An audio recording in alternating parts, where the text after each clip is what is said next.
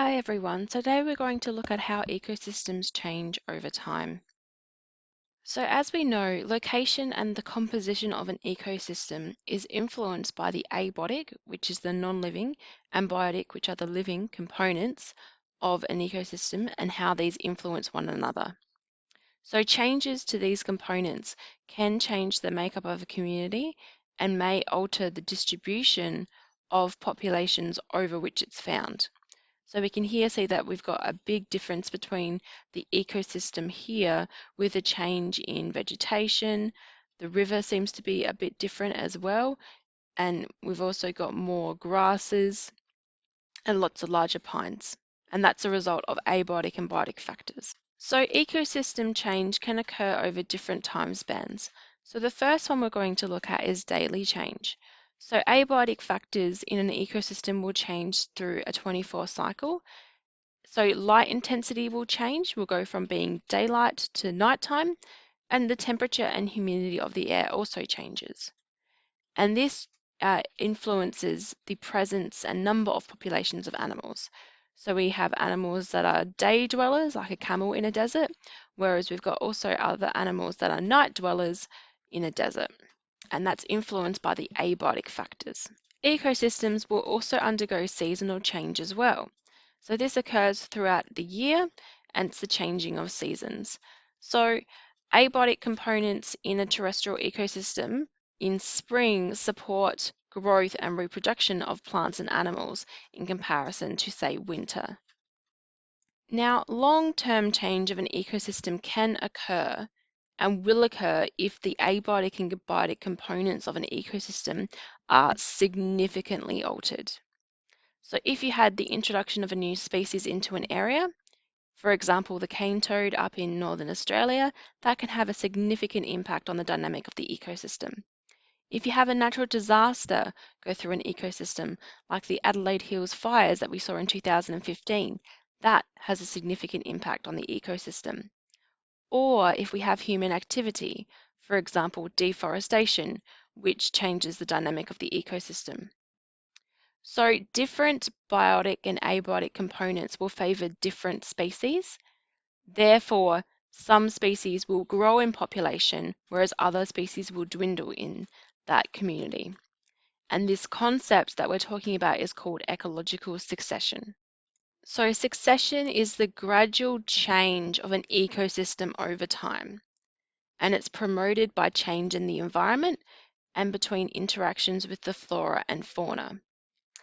And succession can occur after large events or small events, but it's usually an event that changes the ecosystem. So there are many different things that can cause succession.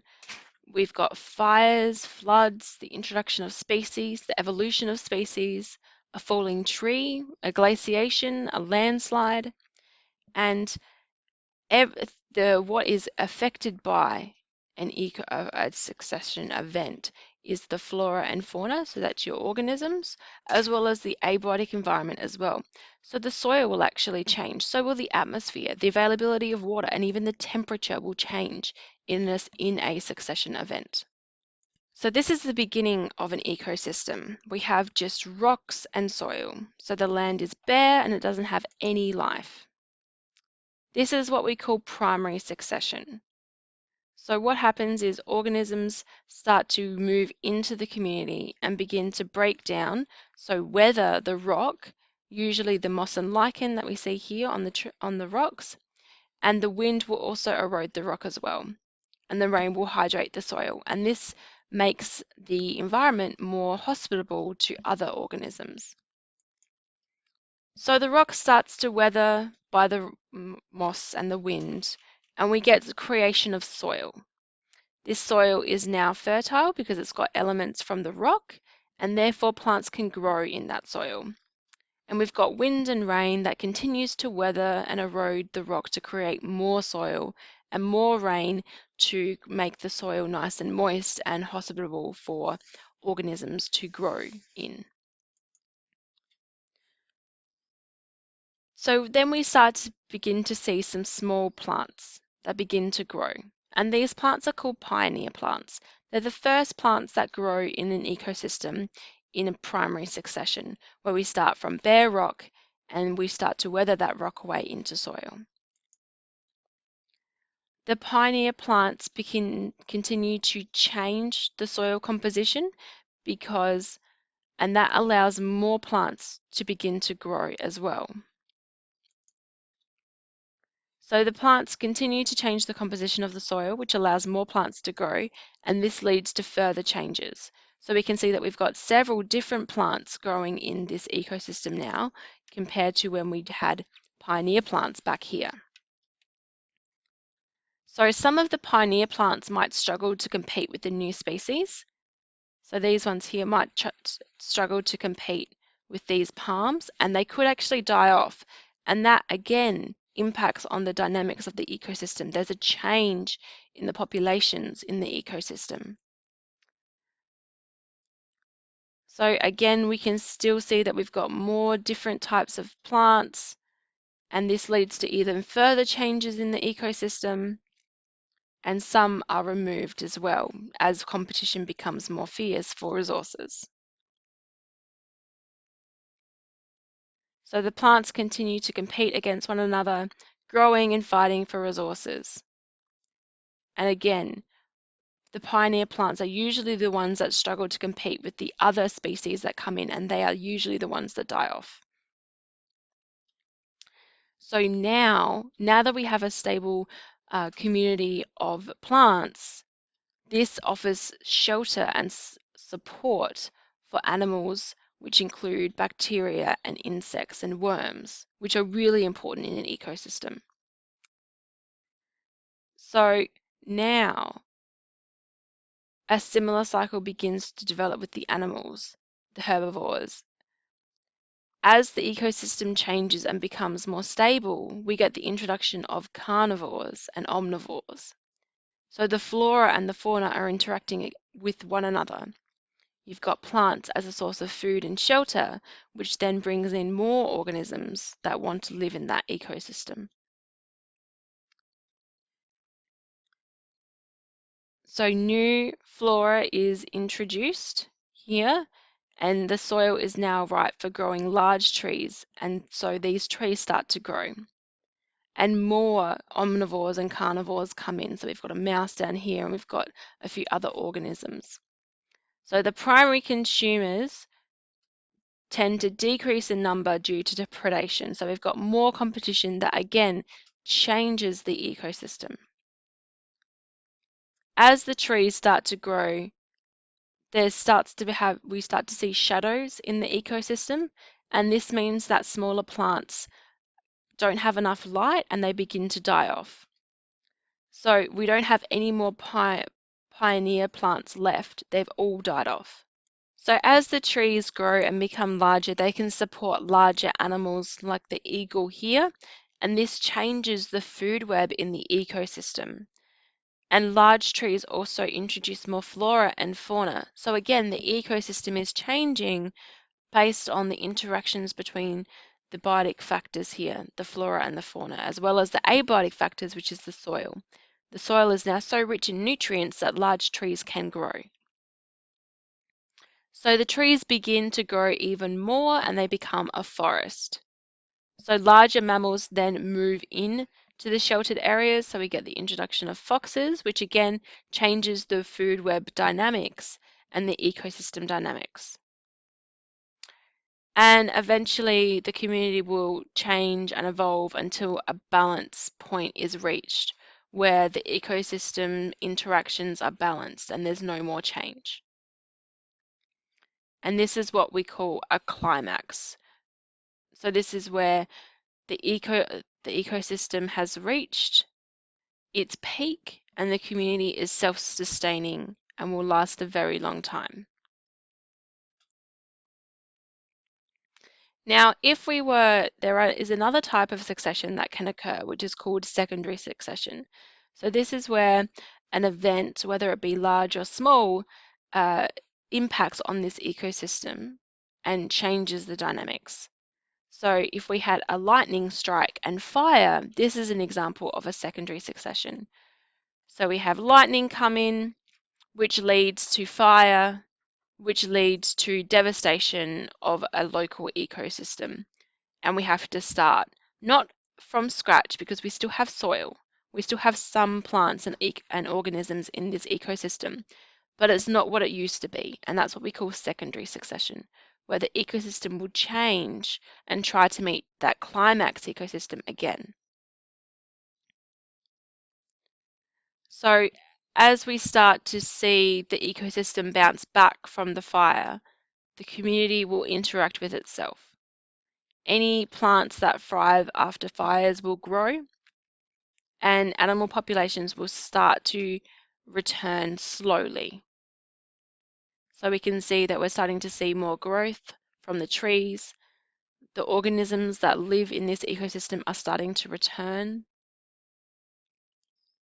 And we're starting to see more growth and again, more introduction of species as the ecosystem becomes more beneficial for other organisms, whether it be as shelter or food. And then we've reached a new climax ecosystem where it's not the same as it was before, but the ecosystem is supported by the interactions between the abiotic and biotic factors. Another example of a secondary succession is a fallen tree. It changes the dynamic of the ecosystem. So we then get this space in the ecosystem where trees will fight for growth and competition because we have sunlight coming in to the base of the forest floor. And they will compete for light, and the tree that grows the slowest will be the one that dies off. So we can see that these two here ended up dying off, and these two are the ones that start to then grow. And again, this is still secondary succession because an event has occurred that has changed the dynamic of the ecosystem. And only once that ecosystem has reached its climax again does it complete secondary succession. So we can have very long-term change as well. So ecosystems do have the ability to change over tens to hundreds of millions of years. So the ecosystems that we see today in Australia would bear very little to no resemblance of the ancient ecosystems that we would see tens to hundreds of millions of years ago. So we have a period in geological time called the Ediacaran period, and this is where the northern Flinders Ranges in South Australia was part of a shallow sea. And this is an artist's interpretation of what that shallow sea looked like back then in the Ediacaran period and the different types of organisms. So this is completely different to what we see in a sea environment today. So another example was the Eromanga Sea, which was an inland sea about 110 million years ago in Australia. And we have examples of plesiosaurus fossils that have been found in inland Australia. And if you've ever gone to the Adelaide Museum, there's fossils that have been opalized of plesiosaurus that have been found up here in South Australia. So another example of very long-term change is the megafauna that used to exist in the Pleistocene, which was about 2 million to 10,000 years ago. And we found evidence of megafauna in southeastern corner of South Australia. So in that time, it used to be a lot colder and drier than it is today, and this supported these species of giant marsupials. So we have a thylacoleo, which is a marsupial lion, which is about the size of a small lion. We have the proctodon, which is a 2.5-meter tall kangaroo. And we have the diprotodon, which is a 2-meter tall herbivore. Kind of looks like a giant wombat. Now, the ecosystem changed, and this no longer supported these megafauna. There wasn't enough vegetation, and there was also potentially the impact of human hunting as well, which resulted in the extinction of these species. Okay, we're also going to look at the human impact on ecosystems as well. So humans can have an impact by fragmenting habitats. So this occurs when natural forests are broken up into smaller isolated patches of natural ecosystems, which we can see in the diagrams down here. So this usually causes species to become endangered or extinct because the ecosystem that has been fragmented is not large enough to support the population of a species. The land is usually cleared for agriculture or forest products and has been increasing in size. But there has been a recent movement for global deforestation to be slowed as forests start to become protected, but it still is a big issue. So natural vegetation is really important because it provides habitats for species diversity. If we start fragmenting habitats, then species don't have a place to live and they're going to either have to move somewhere else or they're going to end up dying out. The deep root vegetation that we have in natural vegetation helps to maintain water levels. If we have shallow root systems, the water table rises and we get what we call salinity of the water table, where salt is dissolved into the water table and it makes fresh water salt water, which is not good at all. So natural vegetation also helps to maintain and protect soil from erosion. If we lose soil, if we lose the top part of the soil, that's the nutrient part of the soil and it cannot be replaced. So it's really important that we protect and maintain that soil and that we don't lose it to erosion. So natural vegetation also helps to absorb carbon dioxide and produce oxygen, which we know is really important for all organisms on the earth. And it also helps to maintain regional rainfall patterns as well. So climate change is a really big issue. It's now been accepted by 98% of scientists that the global warming, which is a rise in global temperature, is leading to climate change, and that human activity is the blame for this climate change. And this has resulted in physical and biological changes worldwide. So since records begun back in the early 1900s, Australia has warmed by approximately 1 degree. Now that may not seem like a big temperature, but given that all organisms have a range in which they can operate properly, and if you take them outside that range, they suffer. This is a huge deal. If we start going, if our temperature for our bodies starts going a few degrees above our core temperature, we can die, and it's the same for all organisms. So warming the planet is not going to have a good impact on the ecosystems that live on it. So climate change is having a huge impact on biodiversity. And these dot points here are just a few ways in which climate change is changing biodiversity.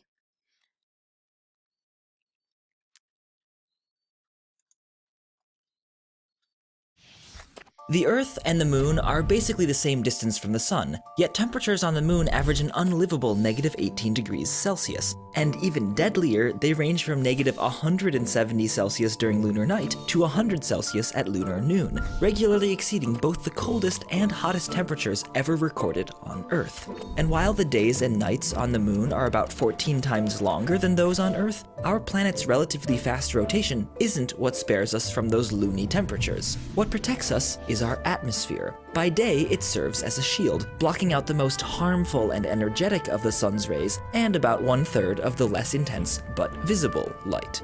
At the same time, it traps the infrared radiation, aka heat, radiating out from Earth's sun-warmed surface, keeping us from freezing solid at night. In order for our atmosphere to absorb any kind of radiation, it needs to have some electrically charged particles for passing electromagnetic waves to push around. And most of our atmosphere is made up of gas molecules that don't have an electric charge. They all have a balanced number of positive protons and negative electrons. But some molecules hold most of their negatively charged electrons closer to one side, lending them a lopsidedness that can jiggle back and forth to absorb the energy of incoming infrared rays. For example, water, ozone, and nitrous oxide are all electrically lopsided, so they all absorb infrared radiation. Then there are gases like carbon dioxide and methane. On paper, neither molecule looks lopsided, so it doesn't seem like they should be able to absorb any radiating heat. But in reality, gas molecules aren't motionless. They crash into each other billions of times per second, knocking each other in different directions and also into different modes of rotation and vibration. And it turns out that both carbon dioxide and methane spend most of their time shaking it in electrically lopsided ways, allowing them to absorb infrared rays and help insulate the Earth. Even though many different kinds of molecules can absorb infrared radiation, the vast majority of our atmosphere can't, because it's made of nitrogen and oxygen, which don't get lopsided even when they are vibrating. They're too symmetric. Nevertheless, the lopsided 1% are such good infrared absorbers that they manage to intercept about 90% of Earth's outgoing heat. Each captured ray gets pinged around the atmosphere, and most end up returning to the surface at least once before escaping to space. We don't need to visit the moon during frigid lunar night to know just how important the game of radiation pinball is for Earth. Ice records from our own coldest climate show that small natural variations in atmospheric carbon dioxide produce relatively big changes in temperature. They also show that, compared to the last 800,000 years, the game today is much, much harder. Thanks so much to the great team. Alright, so that video just explained what we call the greenhouse effect, which is where infrared energy is reflected back into the atmosphere rather than being released into space. So when we get an increase in carbon dioxide, we get more energy reflected back to the surface of the Earth because of the amount of times that the infrared energy is bounced around in the atmosphere. And this influences the surface temperature of the Earth. So humans can interfere with the global carbon scale by burning fossil fuels that releases huge amounts of carbon dioxide into the atmosphere. So we can see here that over the last 400,000 years, we've had cycles of carbon going up and down. And just about here is where the Industrial Revolution started, and we started using coal as a source of fuel. And you can see that the carbon dioxide levels in the atmosphere have skyrocketed in comparison to the natural cycles. And this is unnaturally warming the atmosphere at a much faster pace than we've ever seen before in nature. And that has a huge impact on global temperature as well. Now, I know that this scale here is quite small, but having a rise in 1 degree can have a huge impact on organisms. So one huge impact on organisms due to climate change is the oceans. So as the oceans warm, the water expands and the sea level will rise as well. And this is due to the greenhouse effect. We also get melting of ice caps as well that dumps more water into the ocean and rises the sea level even further. So the rise to temperature will also change which ocean animals live in an area, and if they're not suited to the warmer conditions, they will move to a cooler area, and this changes the dynamics of the ecosystem. So another thing that can happen is ocean acidification, and this results in more acidic ocean, which hinders all organisms that grow shells from being able to do so, and this includes our corals as well. Living creatures are amazing at building their homes from just about anything. But sea-dwelling creatures are particular wizards. Microscopic coccolithophores, coral-building algae, and giant snails engineer their own building material like magic by pulling two dissolved chemicals, calcium and carbonate, out of the water to form solid shells of, surprise, calcium carbonate. The reason those shells don't dissolve back into calcium and carbonate as soon as they're built is that ocean water is already holding as much calcium and carbonate as it can, so the mineral forms much more easily than it dissolves. At least that's the way it works near the surface, where the shell builders live. But at greater depths, the water isn't quite as saturated with calcium and carbonate, and thus calcium carbonate is easier to dissolve. So unlike shallow coastal waters where shells of dead creatures build up on the seafloor, out in the deep ocean, there's a depth at which calcium carbonate starts to break apart, and empty shells dissolve before reaching the bottom. This dissolving depth depends on the concentration of calcium and carbonate already in seawater. If the concentration is high, shells sink deeper before their calcium carbonate dissolves, and if the concentration is low, the dissolving depth moves closer to the surface, meaning the deepest intact shells begin to dissolve. But this is a feedback loop. Shells that dissolve add more calcium carbonate to the water, making it harder for other shells to dissolve and lowering the dissolving depth. Basically, chemistry in the deep ocean stabilizes the concentrations of calcium and carbonate in the seawater, which is why the upper part of the ocean is saturated with calcium and carbonate and perfect for shell building to begin with. Except we forgot to take into account the chemistry of another key part of the ocean, the atmosphere.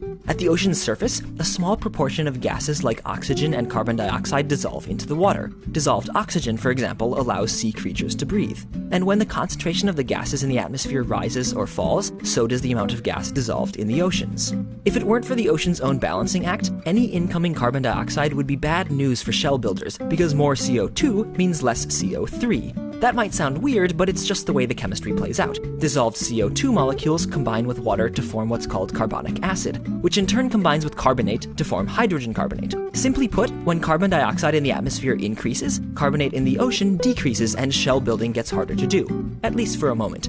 Given enough time, the physics and chemistry of the ocean will cause the dissolving depth to rise, and more shells on the seafloor will return their calcium and carbonate back to the water, restoring normal levels. There are situations where the oceans can't keep up this balancing act, though. For example, if so much carbon dioxide were added to the ocean that the dissolving depth rose high enough, all shells everywhere in the ocean might start dissolving. While possible, this is a lot less pressing than the risk that, for a time, CO2 levels change faster than the ocean can compensate, so that even if it would eventually stabilize and allow shell formation at the surface, it would take centuries to do so.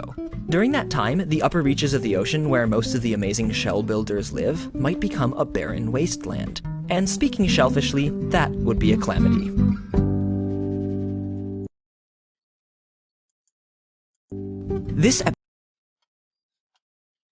So another way that the climate change can impact on ecosystems is the melting of ice. So an increase in surface temperature has led to the melting of both sea ice and land ice, and this has caused global sea levels to rise. So this is a picture taken at the same time of the year, one in 1979 and one in 2007. And you'll notice that this is around the Arctic. The ice sheet here at the top is much smaller in 2007 compared to 79. And this is bad news for any organisms that might live in this ecosystem here. You've likely heard about the effects that climate change is having on our planet, and specifically in the Arctic, which is warming twice as fast. But what would actually happen if all the ice melted on Earth? I can help with that. When you and I drink water, we drink non-salty water. We drink fresh water. Now, of all the water in the world, most of it is salty. Just 3% is not salty. Now, of that 3%, you can't get to most of that because 70% of that 3% is frozen. 30 million cubic kilometers of frozen water. It's so much frozen water, so much ice, that if you had a layer of it, 1,000 meters thick, it would cover North America. That's a lot of frozen water, people. On land, frozen water forms glaciers, ice sheets, permafrost, and snow, but the Arctic is largely ocean, so there it takes the form of floating sea ice like icebergs. And because it's in direct contact with warming waters, sea ice will be the first to melt as global temperatures rise. In fact, this year, NASA reported that the extent of Arctic sea ice was the lowest ever recorded for January, February, April, May, and June 2016. So the world is getting warmer and the ice is melting. Pretty soon you'll be able to drive your ship from Europe to Russia, right over the North Pole with no ice in the way. That's good for certain shipping companies maybe, but for the marine species, the polar bears, the walruses, the seals, they don't have their old habitats. They're all going away. They're melting out from under them. And ocean-dwelling animals like bowhead whales and narwhals aren't immune to these changes either. As sea ice melts, energy and oil companies are taking it as an opportunity to search further north for untapped resources. Using a process known as seismic blasting, they shoot air explosions into the water in an effort to map the ocean floor and find oil. Of course, this has detrimental effects on the whole ecosystem of the Arctic Ocean, while also causing physical trauma and habitat relocation in whales. In terms of sea levels, melting sea ice won't have much of an effect. This is because the floating ice already displaces roughly the same amount of water as it would produce when it melts, so the net effect would be negligible. Furthermore, the majority of Earth's ice, more than 95%, is land-based and contained mostly in enormous ice sheets that cover Greenland and Antarctica, where there are entire mountain ranges, almost as big as the Alps, completely buried in ice. So what if all the ice on land melts? If all this ice melts, the ocean's going to have more water in it. So the sea levels, as measured from the coasts, is going to go up. It's going to go up 70 meters. That's a long way, people. Half the world's citizens live on sea coasts. That's where the commerce action is. So they're going to have to move. Where are they going to go? And who's going to pay for it? Tokyo, New York, Sao Paulo, Mumbai, Shanghai, and Jakarta are all coastal and happen to be some of the world's biggest cities. Even a small sea level rise of only a couple feet could cause up to $1 trillion worth of flood damage per year. A rise of 10 meters would displace more than 630 million people, nearly 10% of the world's population. At 25 meters, 1.4 billion people, roughly 20% of humanity, is left homeless, and to visualize the full 70 meters, the rising seas would drown out most of the US eastern seaboard, much of the west coast, the entire state of Florida, huge areas of Asia, including Bangladesh, and much of northern China, and create a new inland sea in Australia. At the north and south pole of the Earth, we have a lot of ice. Ice is white. Ice reflects sunlight into space. But there's a feedback mechanism, one thing leading to another. As the world gets warmer, the ice melts. As the ice melts, it's reflecting less sunlight into space, which lets the world get warmer still. The sunlight is absorbed by the dark, liquid ocean. So as the ice melts, the world gets warmer, and the sea gets fresher. Currently, the world's oceans are crisscrossed by a set of currents that act like a giant conveyor belt, and these currents are powered in part by the differences in the saltiness between one part of the ocean and another. So if a melting ice sheet in Greenland dumps a whole bunch of non-salty freshwater into the North Atlantic, it's possible that it could disrupt the currents. So the conveyor belt takes chemicals, takes nutrients around the world, which feed plankton, which feed fish, which feed us. Half of the oxygen you breathe is made by plants in the ocean, so you don't want to mess with this. Furthermore, as that sea surface gets warmer off of Greenland, the Gulf Stream will probably shift a little bit. And if that shifts, what keeps Europe warm right now may not keep Europe as warm. So the crops are going to have to be grown elsewhere, and who's going to grow them, and who's going to ship them around, and who's going to feed each other, and what's going on. This is serious business when you go melting the ice. We actually went up to the Arctic to see the current state of things